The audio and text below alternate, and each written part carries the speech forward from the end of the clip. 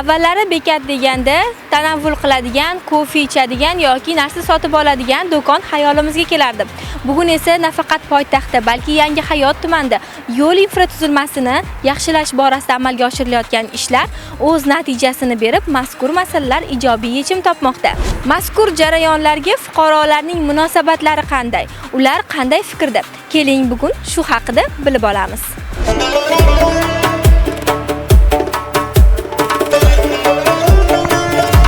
Assalomu alaykum. Va alaykum assalom. Bugungi kunda yo'l infratuzilmasini yaxshilash borasida poytaxtda Yangi Hayotda amalga oshirilayotgan ishlarga munosabatingiz qanaqa? Yaxshi, rahmat, baraka topsin. Bir paytlar cho'l bo'yotadi, mana shunchalik obod qilib qo'yishdi. Hammasiga vaqt-vaqtida qarab zakonniy qilib qo'yapti-yu.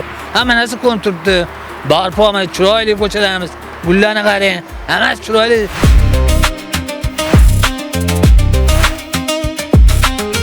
Bu mahallada 10 yildan buyon faoliyat yuritaman.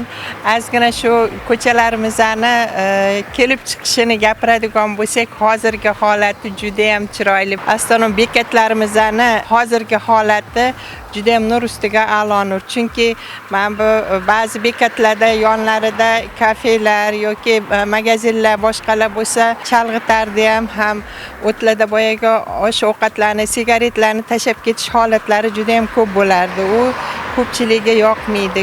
Ko'rinishi buzadigan holat edi.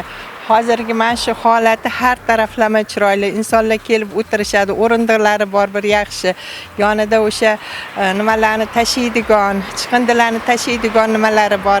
Har taraflama yaxshi, qulay qilingan. Bundan aholimiz ham juda minnatdor. Mana shu mahalladaman, Oltizon mahallasida 2011-yildan shu istiqomat qilaman.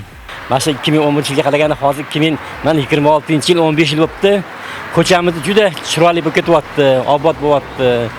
Ayniqsa biz xursand bo'lganimiz mana shu bekatlar bizga o'rnatilgan yaxshi bo'ldi. Bu yerda har bolalarimizga yaxshi bo'ldi, maktabga qatnashishga, keyin polkinikaga qatnashadi bola shifoxonaga, yo'da 66 bor, polkinika 37 polkinika oilaviy. Bizga qulaylik sharoit yaratilgan. Mahalladan xursandmiz. Ko'chamiz asfalt qilingan, yo'l belgilari bor. Anti yoshlarga o'tish joyiga ham belgilab qo'yilgan. Ilgari bunaqasilar bo'lmasdi.